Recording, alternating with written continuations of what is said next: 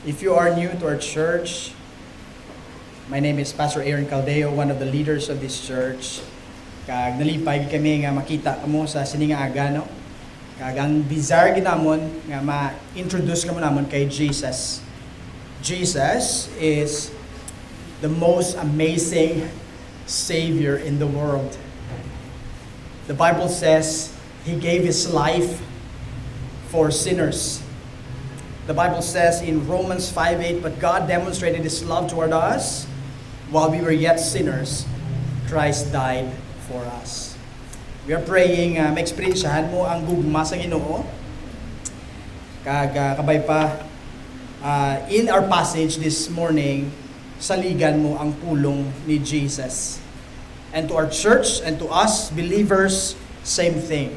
We will learn to listen to the words of Jesus. So diri sa aton nga church, we want to cultivate good culture of listening, especially sa Bible.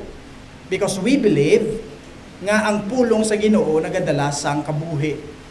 We believe that when God's word is faithfully proclaimed, God's voice is heard.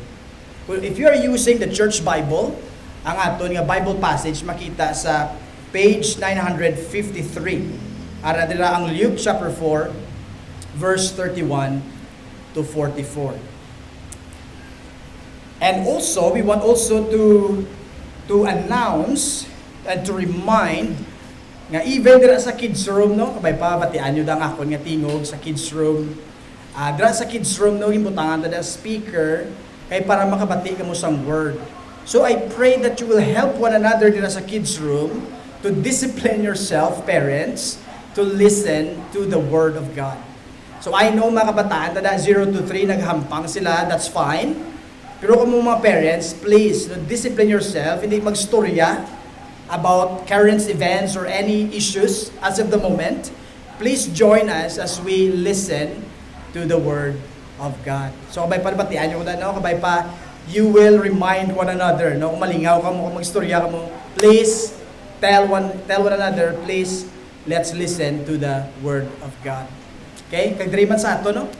Let's give our undivided attention to the Word of God.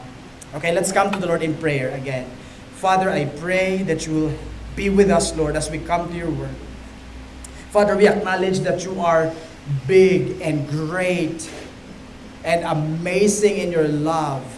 You gave to us your Son, your one and only Son, Jesus Christ, to die on the cross for our sins, for our salvation. Lord, nagakalipay kami, Ginoo, sa sinanga matahom nga good news, Ginoo. Kagabay pa, Lord, nga sa sininga tinion, you will open eyes and open hearts, Father, especially to those people who are here this morning nga wala, Lord, nakakilala kay Jesus.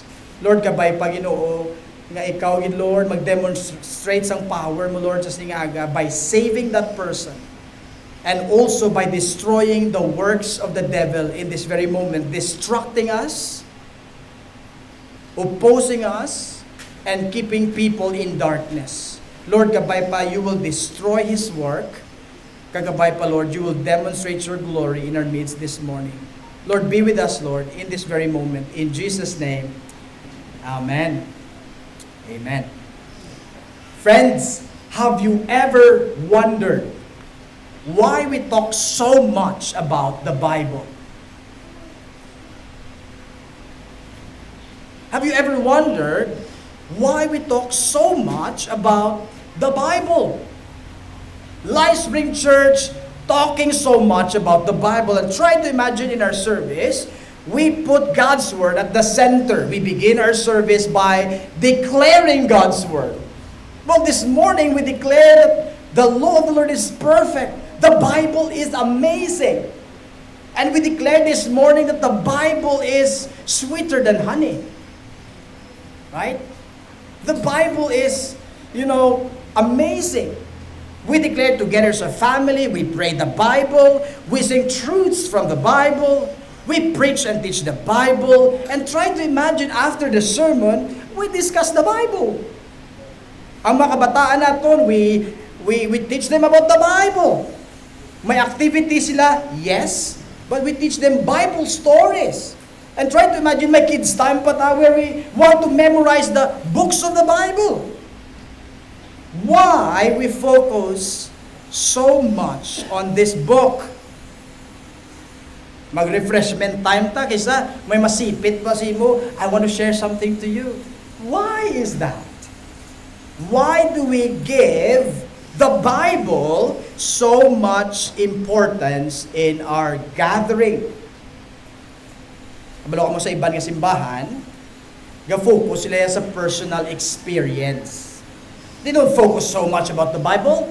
Quoteless la verse, and then someone will stand and say something about his experience. And sometimes pastors will do that. They will quote one verse and then they will say something in that verse, and eventually dalo niya kasi a personal experience.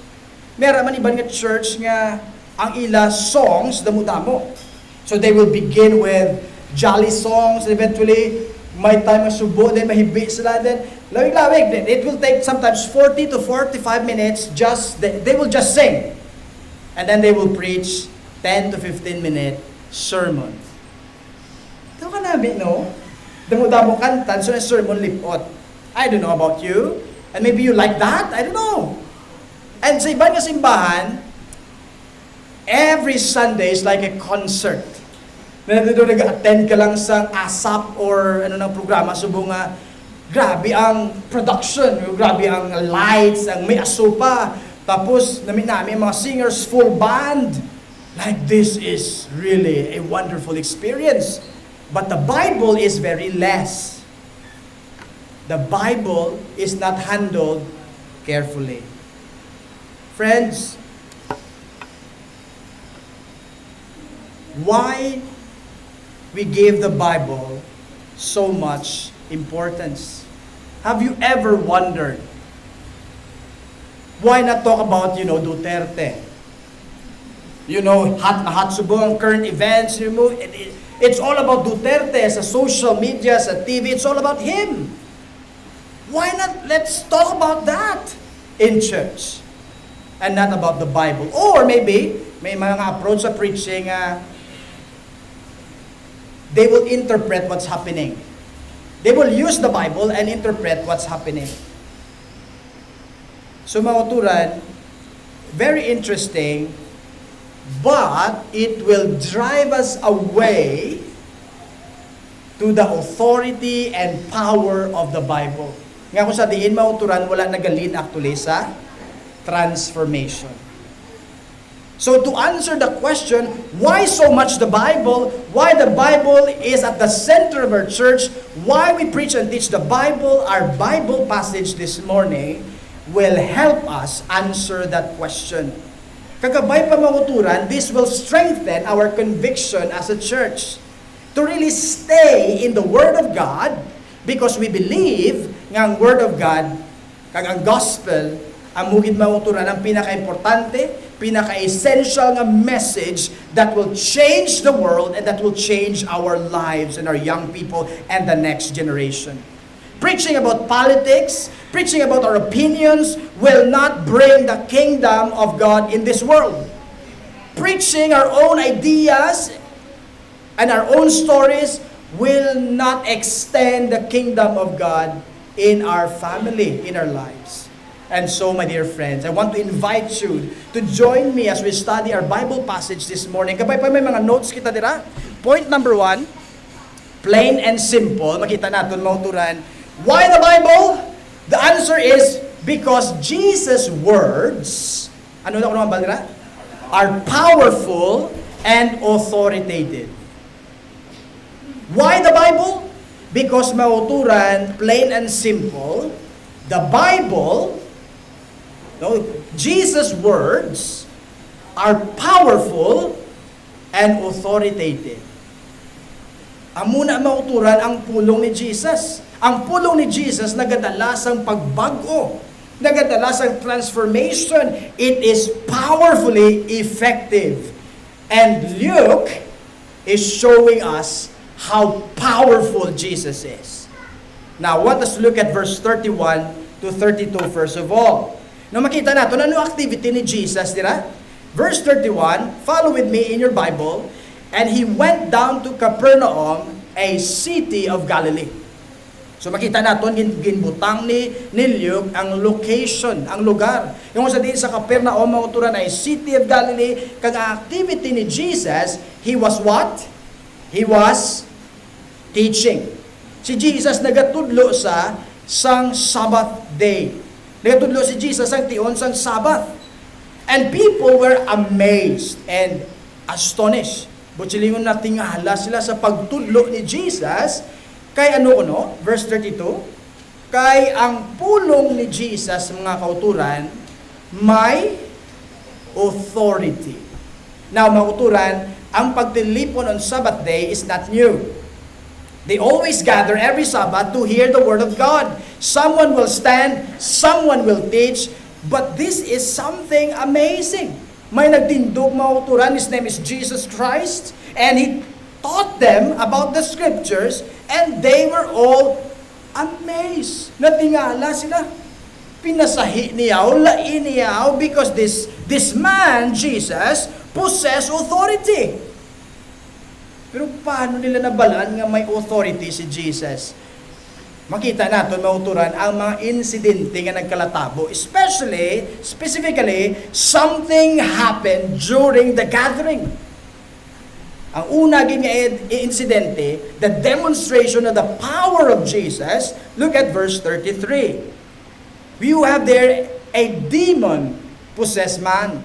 Verse 33, and in the synagogue, there was a man who had spirit of an unclean demon. And he cried out with a loud voice, "Ha! What have you to do with us, Jesus of Nazareth? Have you come to destroy us? I know who you are, the Holy One of God." And try to imagine, samtang nagawalay ko din, no?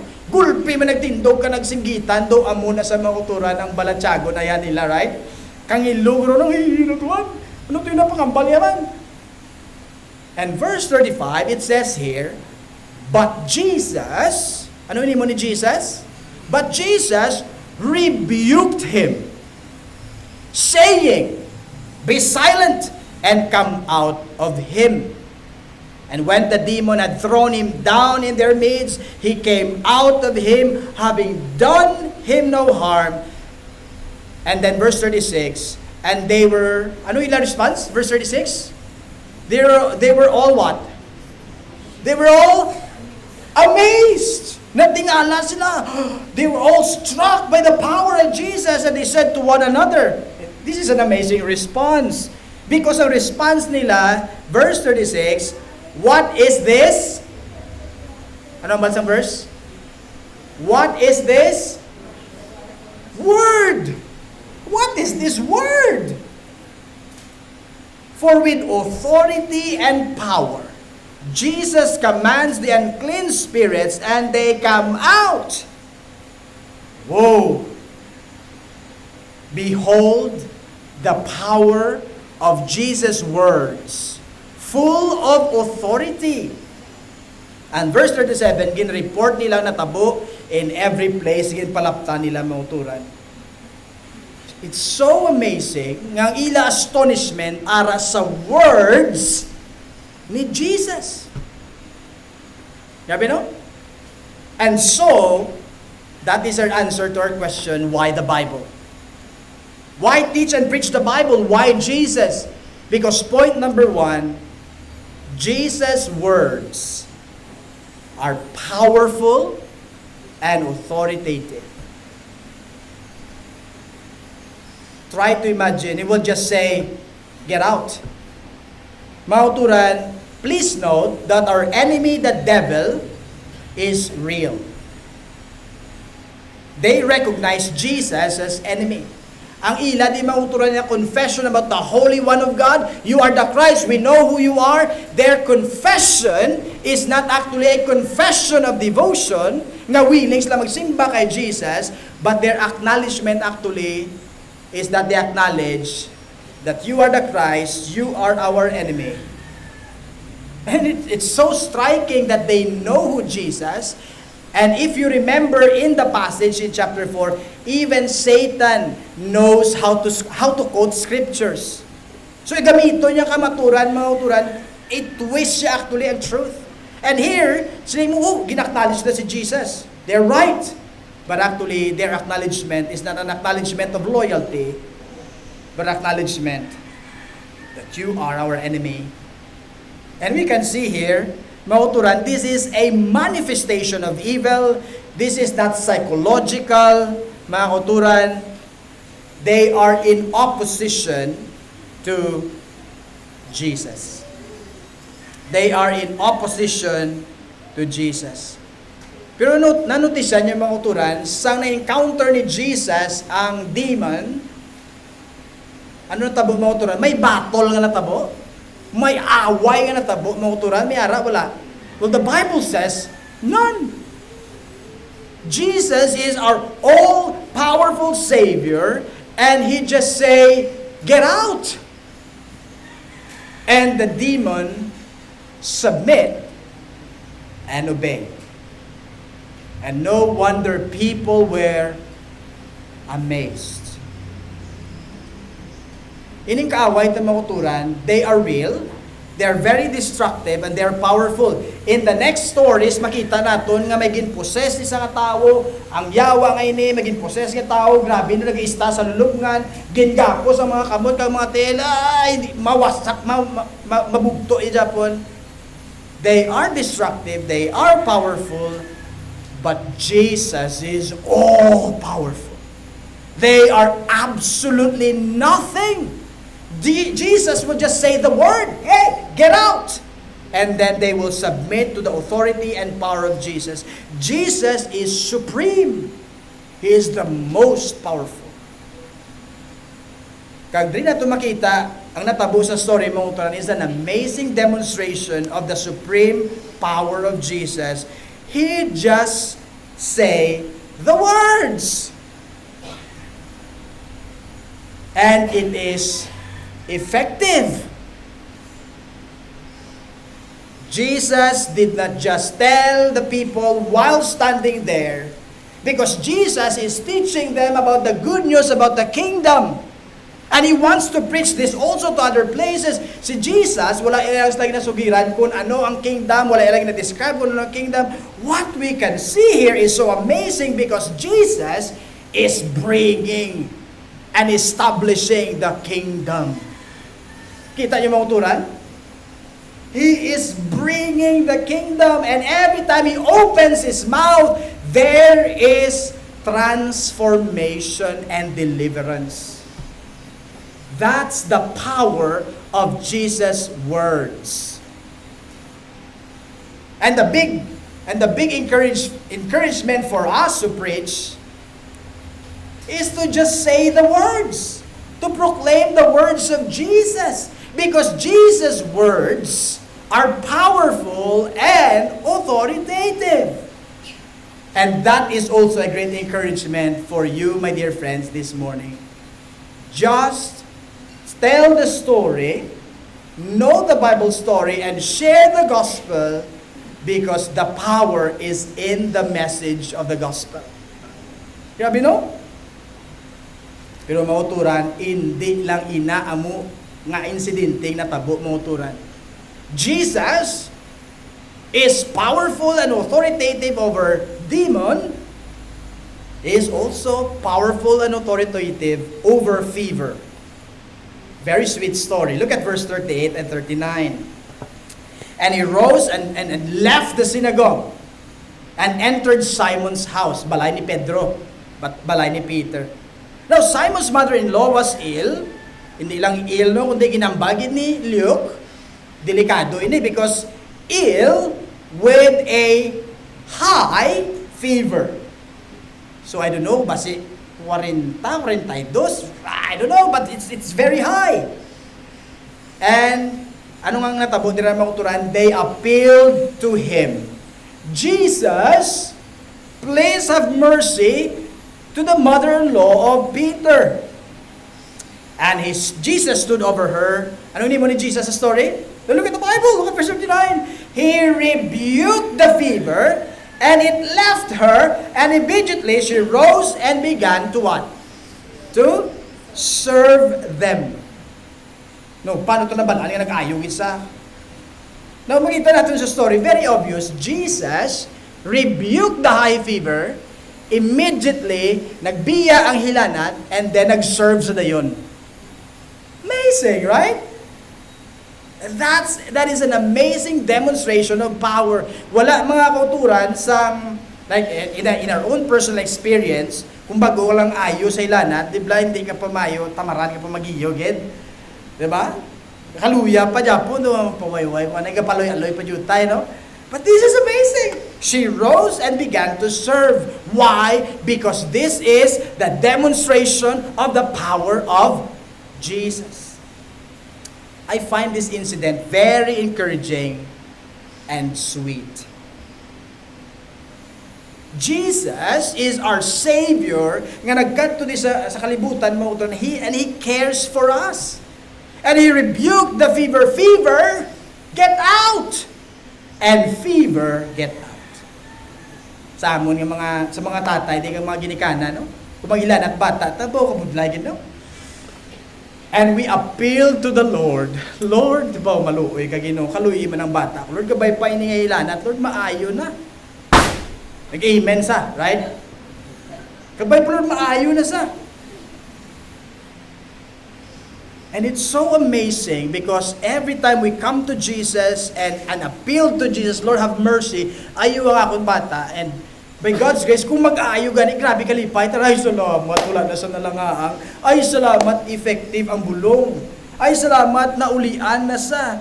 What a great foretaste, actually, mauturan, of the kingdom na gin-establish ni Jesus. Because in the kingdom of Jesus, this is the message of the kingdom, ang message ni Jesus, mauturan, actually, is this. In my kingdom, there will be no presence of evil. And in the good news of the kingdom of God, there will be no fever. Now, sa aton personal experience ng bata, subong na ulian na, wala na ilanat. But we know, in this broken world, we don't know, next month, basi mag-ilanat naman ni what? It will happen again, right? Pain and suffering is real in this world, and we cannot stop it. Biskan ano pa nga vitamins, mauturan, makabulig, but there's no guarantee nga hindi na ma-experiencean ang pain and suffering and fever. But every time mag-ayong bata ko, no? Gina-remind ko ang self ko, wow, this is amazing, Lord. Because I know in the future kingdom, there will be no sickness, there will be no fever, and there will be no paracetamol there. Because hindi na necessary. Wala na kalpol. Why? Because it's not necessary. But every time mag-ayong bata, we rejoice in the Lord for His kindness because we know He cares. And in this passage, ginpakita sa ato ni Jesus, nga biska ng hilanat mauturan, gaubay kay Jesus. What a demonstration of power! But Luke, mauturan, wala na nagpundo. Because he wants you to see nga hindi lang ang fever, but even various diseases. Now look at the following verses. Verse 40, natawan niyo lang mautura. I want you to notice this carefully in the passage. Verse 40, now when the sun was setting, ano nga ba dira? All those who had any who were sick in various diseases brought them to him, and he laid his hands on every one of them and healed them. Palugdang muntanay sa itong paunaw na, pamangkot. Pila ka bilog masakiton yung dala? The Bible says, all. Ginayos sila tanan, wala. Ginayos sila tanan. Every one of them, ginayo ni Jesus. He laid his hands on them and he said, in the light of the context, get out. He also rebuked not only the fever, but various diseases. Now, can you imagine, Jesus healed them all. Name it. Kung sa aton pasubong, get out cancer, get out arthritis, Get out breast cancer. Get out Parkinson's disease. Get out brain tumor. Mauturan, various diseases. Jesus is powerful over those things, over those diseases. And can you imagine? Galinyang tao sa muni nga tiyo, no? Gadi naguso, ay gusto mag-ayo, ari pagkita akong bata, akong mga ginikanan. And tanan sila ginayo ni Jesus, nagpuli sila nga nagakalipay. But actually, later in the story, makita natin that they don't want Jesus to live. Gusto nila punggan si Jesus, tuloy ka lang. Right? Because if you are here, I think wala kami problema because every time may batsagon kami, Jesus! Ara si Jesus, don't worry. Right? But try to imagine, kung sa aton context mo, si Jesus nagsulod sa provincial hospital. Kagin empty ang provincial hospital because He healed them all. Try to imagine, mauturan, behold the power of Jesus by simply speaking the words. Jesus' words are powerful and authoritative. Pero grabe, Pastor, no? Tanan ginayo ya, every one of them. Now, if you remember the previous story, sa kadamon, sa nga masakit, isa lang ginayo ni Jesus. Remember the story last time? Pero Dria, tanan ginayo ni Jesus. Now, the question is this, why? Nga ginapakita ni sa aton ni Luke. Mauturan, this is connected to the good news of the kingdom of God. Jesus is showing us what the kingdom of God looks like in the future. In the future, mauturan, in the coming kingdom, there will be no presence of various diseases.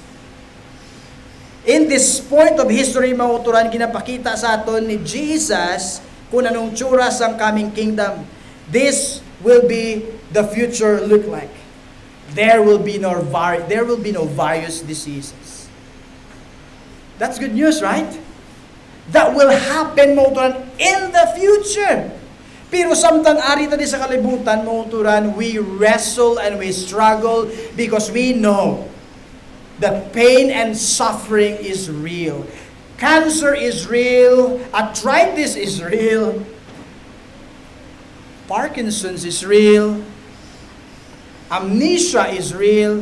Mauturan, these are reality.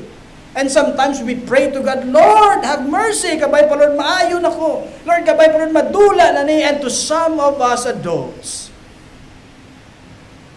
And sometimes nagka-depressed ka, sometimes nagka-discouraged ka because wala ka na nag-aayo. Nag-deteriorate ka na nga, nag-deteriorate. Mga kuturan, if you are a Christian, sometimes ang temptation yung malain buot mo kay Lord. Pero kabay pa sa singaga, hindi. Why?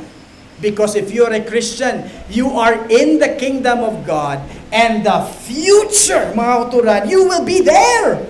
You will be in the perfect kingdom, mga kuturan, and that perfect kingdom will be absolutely better than this world. Right? So mga kuturan, we encourage one another with the gospel and say this to ourselves, Jesus' words is powerful and authoritative. Yes, I'm getting weak in this world, but His words will endure forever. Someday, somehow, one day, I will be there in that kingdom. I can still sing, tell out my soul the greatness of the Lord.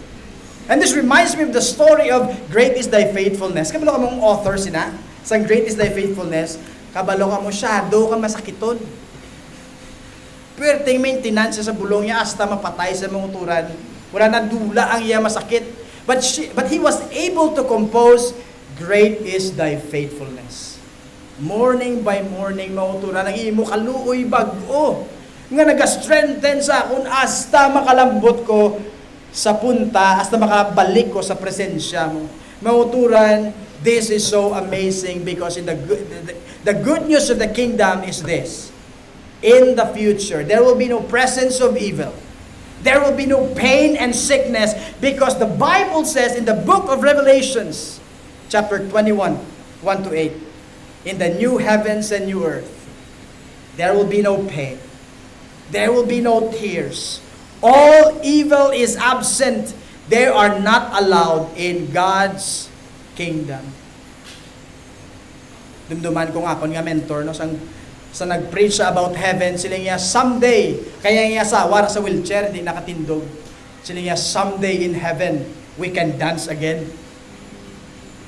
Wow! Indeed, that is our hope. Someday, together with God, in the presence of God, mga uturan, there will be no pain and suffering, and everything will be perfect. I'm so excited. Pero samtang nagahulat kita diri mga uturan, ginlay down sa ato ni Jesus kung anong iya priority. And His priority actually is not to host a miracle crusade. Surprising, no? Because in the story, gin-deliver yung demon, gin-deliver yung various diseases, ang fever, and then ang demons, plural. Same confession, you are the Christ, pero gin-rebuke sila ni Jesus, they are unmatched to Jesus, nag-obey sila mauturan. Ang question naman ni mauturan, why did Jesus did not keep on doing it? And try to imagine kung nagapang-ayo ka, damo-damo ka followers, right? Damo-damo nagasunod sa imo, damo-damo nagadepend sa imo, kag madamo, pagiging madamo. Kag gusto nila si Jesus mapabilin, right? Pero sila ni Jesus, no. I must go to other places, other towns. I must preach. I must preach. Because that is the purpose why I'm here. So ginlay down ni Jesus ang iyang priority. Ang priority. And this reminds us of the narrow, single mission of Jesus. Dumduman niyo na sa chapter 4? Ano gani? Ang single, narrow mission ni Jesus? To proclaim, right? To proclaim good news to the poor. To liberate the captives. And makita natin nga gina-fulfill na ni Jesus. He is saving people to Himself. He's bringing people to the kingdom through the teaching and preaching of the good news of the kingdom of God. Mauturan kis ano? Kung papilion mong tao bala, maayo ka sa cancer o kung maayo ka spiritually. Ano yan pilion niya man? Diba? So the temptation is, I want to be healed now. Pero lang tawan yung mga uturan, if you want to be healed now, and then you will die without Jesus, what will happen to you? Pero mga uturan, si Jesus, our great King, He cares for us not just physically, but He cares for us spiritually. That's why He came to bring salvation, forgiveness of sins, so that no matter what will happen in this world, we will be with Him in glory. In that perfect kingdom. In that perfect kingdom, the Bible says, hindi mo ma-describe mauturan ang himaya ang ara to, no? Because the presence of God will be there. Will be there. It's much better, mga uturan.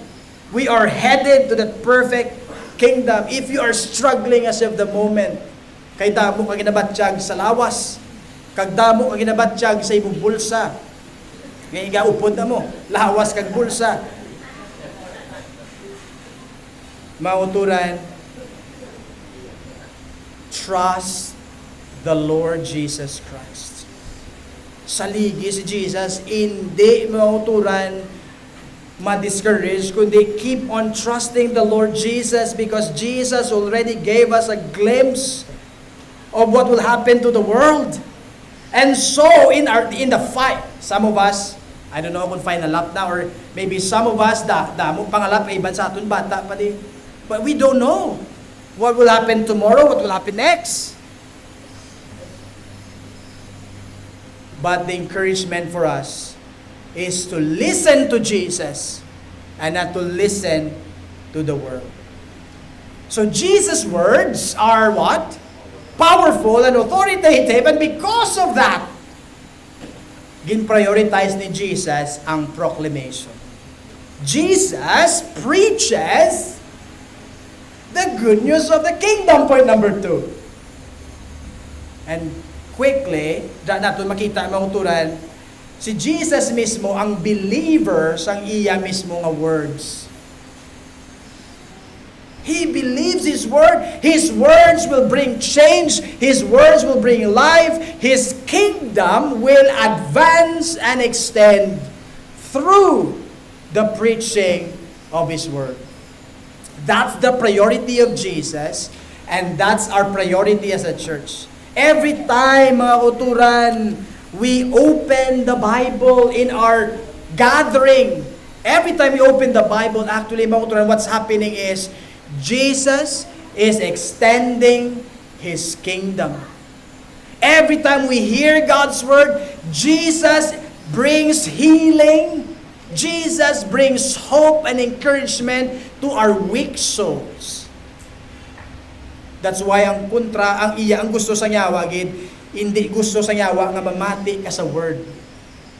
Because kung mamati ka sa word, ang word sa Ginoo will bring salvation to your children. Now, this is very important, parents. Kung maguba sa nyawa ang inyong relationship ang mag-asawa, it will affect the family. Kung napiktuhan ng family, ang makabataan di kakanta simbahan, right? And that's his ambition. He wants to destroy relationship, marriage. Because mag-iigo ko lang ang tatay, may igo ko lang nanay, maluyan isla mo. Daso na kabataan, hindi na ma-expose sa Bible, hindi na ma-expose sa Word. Mauturan, that is Satan's strategy, mauturan. And so we know our enemy, we know his strategy, and by God's grace, we want to stick to Jesus. We want to crave no matter what is happening right now in the world. We want to crave, we want to hear the Word of God. Mo kabay, mga turan, hindi nyo pag-underestimate ang exposure sa mga kabataan nyo sa Sunday school, even sa aton kids time, even sa aton nga church as we gather. Mga turan, if we truly believe that Jesus' words are powerful and authoritative by God's grace, we will do everything necessary nga mga kabataan nato na family and friends, they can sit down to the preaching of the Word because we believe. Lord, we believe in your power. That every time someone will open the Bible, Lord, wala pa man di pa man namon makita subong. But Lord, the investment, the spiritual investment mauturan, hindi mo man underestimate, someday it will grow. It will grow. It will grow. Every time we gather in our church, every time we gather in our small group, every time mauturan, ma-host kasi mo balay, pastor, we want to organize a home Bible study in our house so that my family and friends can hear God's Word. That's fantastic. Namin na mauturan. Why not open your house so that your house will be an amazing opportunity nga makabati mauturan sa pulong sa Ginoo. Mauturan, last night may Bible study kami sa Bago, no? Sa balay sa isa ka members natin dire. After the Bible study, ang final na question is this: anong na-learn ta subong? Ano so far ang na-learn ta? I-summarize ta ba? That's the challenge. What's the big point this afternoon? And ang neighbor, ang bisita, amo ni nagwa sa babay, no? Jesus' words are powerful and authoritative. Like, that's my point 1. Amazing, right? And she confessed actually po, Pastor, kagi nasa kasugod ka, natuyogi ko. Gapatuyo ko. Pero sila ko, grabe, para gapatuyo ka na you summarize the point for us this afternoon. And we know, mga uturan, that is a demonstration of God's grace. And we are praying that woman will come to the Lord Jesus Christ. Mga uturan, why the Bible? Why we spend so much on this book? Because we believe the words of Jesus are powerful and authoritative, and so Jesus preached. Same to us. Kagkabay pa tani mga uturan, Arya? We will hear the words of Jesus in this church. We will long to hear God's word being preached to us. Kagabay pa tani mo na nagpa-excite sa aton kung Sunday, right? Ay, excited ko! Excited ka sa ano? Excited kong makabati sang pulong ni Jesus. Kaya ang pulong niya nagadala sang kaluwasan, pagpatawad. Ang pulong ni Jesus naga-destroy sa works of the devil. Mga uturan, ang pulong ni Jesus nagahatag sa akon kumpiyansa so that I can speak the words of Jesus to others. Coming to church early is the best. Right? Why? Because if I'm coming to church early, makasettle ko, kung makaprepara ng heart ko so that I can hear God's word clearly. Bringing pen and writing something sa aton notes is fantastic para hindi natin malipatan ang nag-struck sa aton ng turan. Para kung mag-abot ang tiyon, why not let's talk? And anong na-learn na today, we can share something. Kabalo ka mo gusto sang yawa? Gusto sang yawa, una nabatian mo mo. But kabay pa, we will not allow him to do that. And so we will pray now, and we will talk. We will talk. That's why we have this short discussion. Let's pray. Father, I pray that you will plant your word deep in our hearts para hindi, Lord, makuha sang kaaway, We believe that Jesus is powerful and authoritative, and therefore to us now, we want to speak about Him. Lord, I pray nga sa sining aga ba si Mary pati wala nakakilala kay Jesus, nga personal nga Dios kag manuluwas. Lord, gabay pa ikaw gid magpanghikot siya tagi pusoon. Luwasa sa Lord, gabay pa Lord, hindi sa Lord mahuya magpangayo sang bulig. Thank you, good Lord, in this morning in Jesus name. Amen. Listen sa instruction ko.